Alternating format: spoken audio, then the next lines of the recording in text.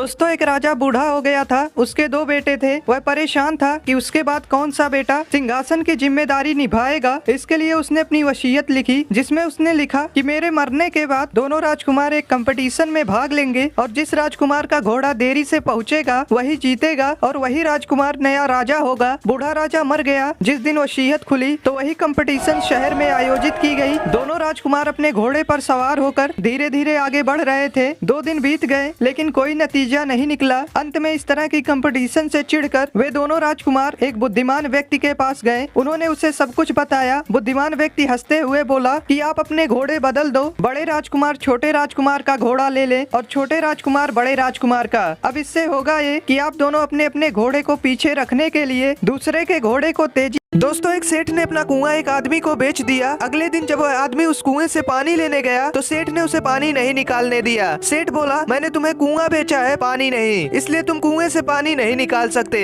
आदमी दुखी होकर सेठ के नाम मुकदमा कर दिया। कोर्ट में जब जज ने सेठ से पूछा, आपने उस आदमी को कुआं बेच दिया है, फिर आप उसे कुएं से पानी का उपयोग क्यों नहीं करने देते? सेठ बोला, साहब मैंने कुआं बेचा है, पानी नहीं, उसे कुएं से पानी निकालने का कोई अधिकार नहीं है। इतने में जज साहब मुस्कुराए और बोले, जब तुमने उस आदमी को कुआं बेच दिया है और तुम दावा करते हो कि पानी तुम्हारा है, तो तुम्हें इस आदमी के कुएं में अपना पानी रखने का कोई अधिकार नहीं है। या तो तुम अपना सारा पानी। एक बार एक अमीर आदमी महंगे जूते पहनकर मंदिर गया। जब वह मंदिर के सामने था तो उसने सोचा कि अगर मैं जूते मंदिर के बाहर छोड़ दूं तो वे चोरी हो सकते हैं। उसे मंदिर के बाहर एक भिखारी बैठा दिखाई दिया। वह उससे बोला, जब तक मैं मंदिर से वापस नहीं आ जाता क्या तुम मेरे जूतों की देखभाल करोगे? भिखारी हाँ में सिर हिलाया। आदमी अंदर गया। बोला, हुजूर यह कैसी दुनिया रची है तूने? किसी को इतना पैसा दिया कि वह महंगी से महंगी चीज खरीद सकता है, तो किसी को 2 वक्त की रोटी के लिए भी सोचनी पड़ती है। तू सबको एक बराबर धन क्यों नहीं देता? यह सब सोचते सोचते अमीर आदमी ने निश्चय किया कि वह भिखारी को 1000 रुपए देगा। जब अमीर आदमी बाहर आया तो उसने देखा कि वहाँ ना तो भिखारी था ना ही उसके जूते। वह ठगा हुआ महसूस कर रहा था। वह नंगे पैर अपने घर की ओर चलने लगा। रास्ते में उसने देखा कि एक आदमी फुटपाथ पर जूते चप्पल बेच रहा है। वहाँ अमीर आदमी ने देखा कि उसके जूते वहाँ बेचने के लिए रखे हैं। वह दुकानदार से उन जूतों के बारे में पूछा। दुकानदार बोला, एक भिखारी इन जूतों को लेकर मेरे पास आया और मुझे 100 रुपए में बेच दिया। यह सुनकर अमीर आदमी मुस्कुराने लगा। तभी उसे एक आवाज सुनाई दी, बेटा जब सबके कर्म एक बराबर नहीं हो सकते तो मैं सबको धन एक बराबर कैसे दे सकता हूँ?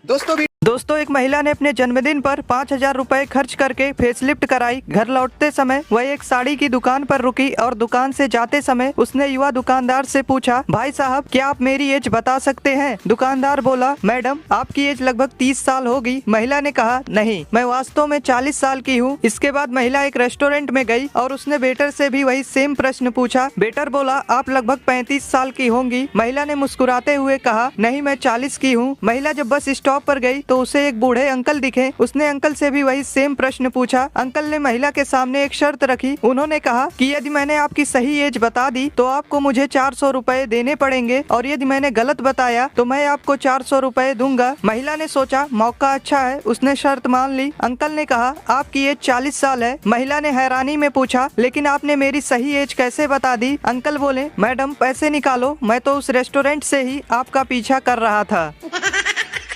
एक आदमी नदी में डूब रहा था। वो जोर जोर से चिल्लाया, गणेश जी बचाओ, गणेश जी बचाओ। गणेश जी आए और नदी किनारे नाचने लगे। आदमी, प्रभु आप नाच क्यों रहे हो, बचाओ मुझे। गणेश जी मुस्कुराते हुए बोले, तू भी तो मेरे विसर्जन में बहुत नाच रहा था।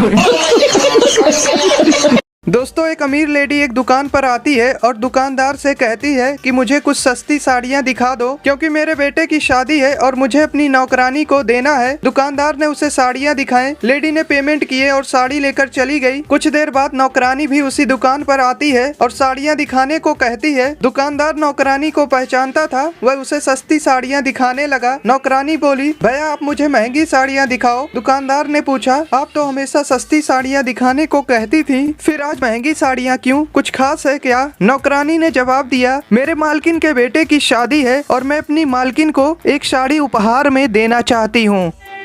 दोस्तों वीडियो अच्छा लगा हो तो लाइक कर लें। एक चोर चोरी करने मंदिर में आ गया। वह गल्ले से पैसे निकालने की कोशिश करने लगा। तभी एक और आदमी मंदिर में आ गया। चोर चुपके से गल्ला वापस रख दिया और पूजा करने लगा। जब आदमी चला गया तो चोर फिर गल्ले से पैसे निकालना चाहा। तभी एक और आदमी मंदिर में आ गया। चोर फिर से पूजा करने लगा ताकि आदमी को शक ना हो कि वो चोर है। आदमी एक जगह बैठ गया और चोर को बड़े ध्यान से देखने लगा। चोर भी आदमी के डर से पूजा करने में व्यस्त हो गया। 1 घंटे बीत गए। चोर पूजा करके नहीं उठा। आदमी भी बैठे बैठे झपकियाँ लेने लगा। चोर देखा कि आदमी झपकी ले रहा है तो वह उठकर जाना चाहा। तभी आदमी की आंख खुल गई। वह चोर से बोला, मैं 1 घंटे से आपका वेट कर रहा और आप भाग रहे हैं। चोर और डर गया, बोला बताएं क्या बात है। आदमी बोला, मैंने ऊपर वाले से मन्नत मांगा था कि अगर पूरी हो गई तो मैं किसी नेक इंसान को 50,000 दे दूंगा। मन्नत पूरी हो गई। मैं एक अच्छे इंसान की तलाश कर रहा था। आप भगवान के सच्चे भक्त हो, इसलिए ये 50,000 आप रख लो। आदमी चला गया। चोर बोला, ऊपर वाले, मैंने सिर्फ दिखावे के लिए तुझे याद किया और तूने इतना कुछ दिया। अगर मैं सच में तुझे याद करूं तो तू क्या कुछ नहीं देगा।